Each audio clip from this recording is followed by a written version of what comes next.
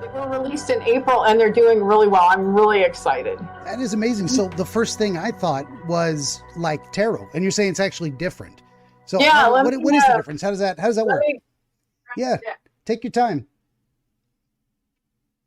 So with me, there's they're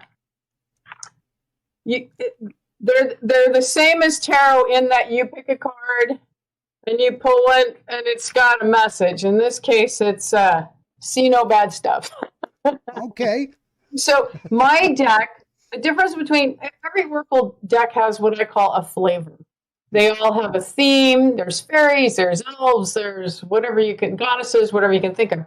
The sock monkey thing, they're just about, I wanted, basically what I do with Oracle cards is I pull a card for the day and say, okay, what's my message? What do I need to hear today? What's my focus? And for the sock monkey Oracle, I wanted people to get a quick answer, some guidance, and a hug and be on their way. Not this 20-page thing on, because who's got time to read that? So that's basically what it is. You pull a card and then you look it up in the guidebook and it gives you the answer. And should I do a reading for you? Yeah, I mean, you pulled See No Bad. That was the first one that popped up. Let's see what it's telling us about this experience, perhaps. Okay. So I'll give you an example of one of the writings. So you pull the card and you look it up in the book. And this one says, it's so perfect. Is the latest news from the jungle getting you down? Did you encounter one too many distasteful posts on the monkey media? Stop looking. Find another way to get your information because there are some things you just can't unsee. Instead, look for the good. Take a walk and appreciate each new bloom. Do a web search for happy stuff. Take a trip to the stationery store and read all the funny greeting cards until you laugh out loud. Bottom line, hunt positivity down and dwell on it. Dwell in it. Filter what you view so the yucky stuff doesn't appear in your stream of consciousness. The more you look for beautiful vistas, the more you will see. And then each card has a message, and then it has two other components. One is a symbolic frolic because monkeys love to play, they frolic. And so that means to focus on positivity and conscious living. And then the affirmation, I turbocharge my affirmations. Instead of just saying, I am this, this, and this, I always add the word love because that really makes me own it. So I love that I look for the good. So that would be your message today. Instead of whatever's hitting the fan, focus on the happy dog videos. Yeah. Whatever makes you feel good so that it can shift your energy. So and the whole deck is like that, just with different themes. So Very that's cool. pretty much, and then it has different spreads. It has a pair of socks spread, a messy sock drawer spread. I mean, any way you want to play with this is good.